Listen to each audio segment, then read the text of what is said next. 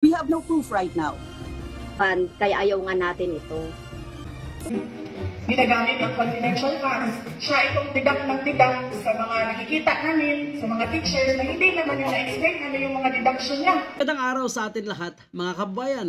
Aminado nga itong mga miyembro ng Makabayan Black, lalo na itong si Franz Castro, na wala din pala itong patunay o kahit anong ebidensya na hinihingi ni Vice President Sara Duterte na magsasabi na ginastos sa mali o ginastos ang pondo sa ibang bagay itong confidential fund at wala o mano silang patunay. Kasi itong hamon ni Vice President Sara Duterte na kung talagang may nakita silang anomalya na magpapatunay, mga kababayan, na umano'y ginasto ng Office of the Vice President at ng kanyang departamentong hinahawakan itong confidential fund nang hindi tama, ay pwede silang kumaso o pwede nila ipatanggal itong si Vice President Sara Duterte.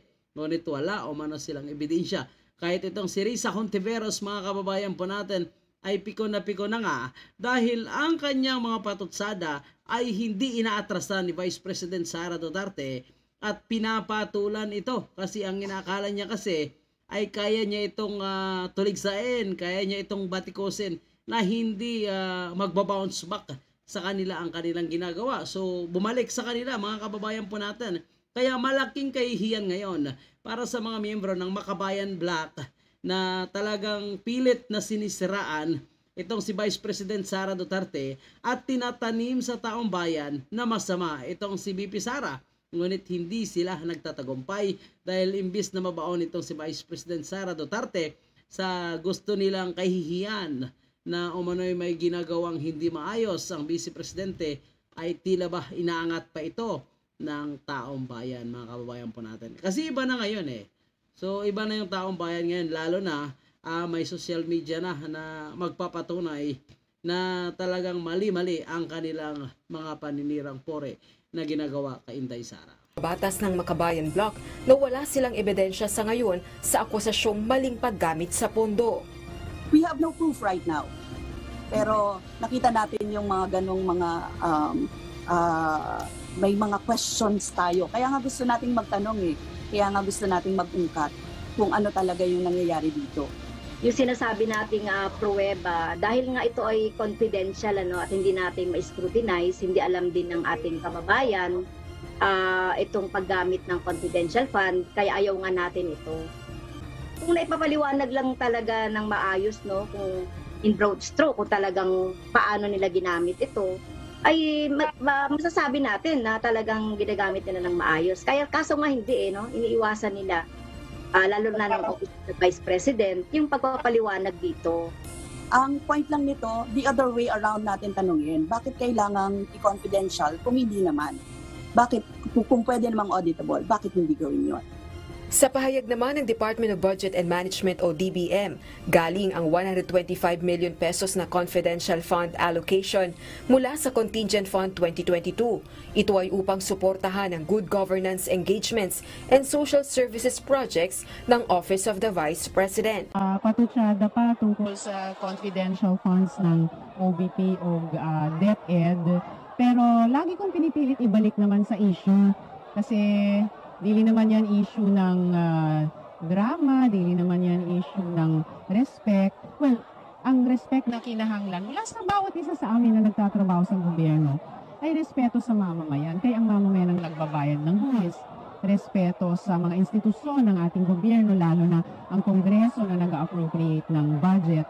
So doon ang importanteng focus, yung klarong paliwanag, yung accountability, at yung kaya nga sa wish namin sa Senate Minority makapag-pass ng maayong budget, yung isang policy direction ay ilipat yung mga confidential funds sa line item budgets kasi doon mas ma-account ng mga department at mga office at o ilipat yung mga confidential funds sa intelligence funds sa mga totoong may intelligence mandate.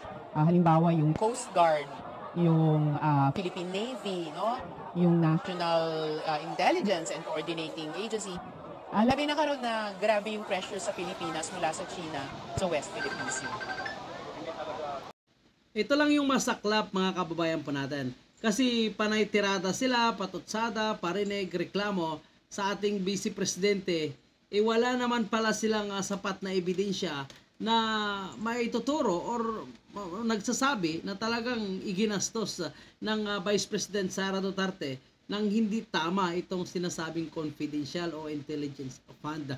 Kaya nga naman, itong si Vice President Sara Duterte ay ginagawa na lang kakatawanan at joke time, good times, itong mga patutsada ng Makabayan Vlogs sa kanyang mga speech, mga kababayan po natin. Ito po ang isa sa talagang natatawa ang mga audience dahil sa kanyang sinabi dito kay Franz Castro, mga kababayan natin. Nakikinig ako kay Franz Castro. Nakatingin ako kay Franz Castro. Naisip ko, sabi niya, sige siya, confidential funds, confidential funds. Maayos naman ang accounting namin. Sinunod naman namin ang batas. In fact, wala pang deadline. Nagbibigay na kami ng accounting doon. Paano namin ginagamit ang confidential funds. Siya itong tidak ng tidak sa mga nakikita namin, sa mga teachers, na hindi naman yung na-explain ano yung mga deduction niya sa mga teachers. Tapos kami, maayos kami nagtatrabaho, nagawa namin kung ano yung sinasabi ng papel, natanungin niya. Tapos kasabayan niya pinanganak yung dinosaur, ganyan siya katagal. Ang lalim nun, mga kababayan po natin, kasabayan naman pinanganak ni Franz Castro ang mga dinosaur. Ngunit wala namang nagawa itong ACT Teachers Party List para sa mga teachers po natin, which is ito ang kanilang mandato na proteksyonan, tulungan yung mga teachers po natin, yung kanilang party list, mga kababayan po natin. Ganyan siya katagal na. Hindi niya nagawa ang 30-day break.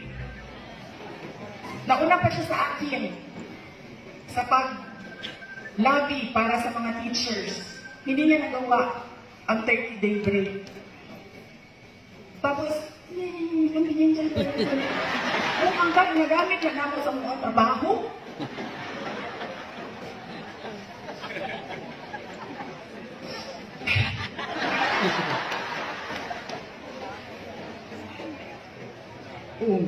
totoo. Kasi sabi nila 1970s pa daw sila. Sabi ko, kasabayan na yung dinosaur. Hanggang ngayon, 30 days, hindi nabigay. Tapos inupuan lang namin ng isang araw ni Yusef Poa. Nabigay namin 30 days. Hindi pa kami nagsabi doon sa mga ibang mga magdadalik sa loob ng Department of Study ko. Kamain na yun. Ilagay mo yan. Hindi, tingnan mo kung magreklamo kasi ako. Wala sinasabi. Nakikinig ako kay...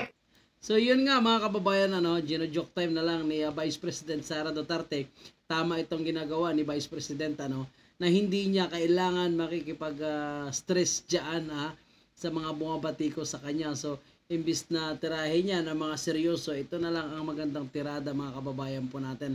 Total, wala naman siyang dapat ipaliwanag dahil gaya nga na sinasabi niya, well documented ang lahat na ginagastos po nila at para sa trabaho itong confidential fund, mga kababayan po natin. Dito lang naman sa ating bansa na kapag may mga issue ng confidential fund ay agad tinutuligsa, lalo na kapag hindi nila kaalyado. Alam mo, sa ibang bansa, mga kababayan po natin, yung gobyerno kapag binibigyan ng budget, siya nang bahala dyan kung paano niya gastusin basta't para sa kanyang departamento. Dito sa atin, itong presidente at itong vice presidente po natin, dahil alam nilang may confidential fund, kung ano-ano na lang napatutsada at paratang ang kanilang ginagawa. Tapos kung tatanungin, wala naman palang sapat na ebidensya. So, puro salita at paratang na lang yung mga kababayan po natin. So, walang iba, yung mga miyembro nga ng Makabayan Vlogs na talagang gusto nilang sirain. Ngayon pa lang itong si Vice President Sara Duterte para papasok sa utak, sa isipan ng ating mga kababayan na hindi karapat-dapat umangat sa posisyon itong si Vice President Sara Duterte. Pero nagkakamali sila kasi mas lalong dumadami ang dumidepensa at sumusuporta kay Vice President Sara Duterte na hindi naman nananahimik sa kanilang mga patutsada. So yan po yung ating update, mga kababayan. Maraming salamat.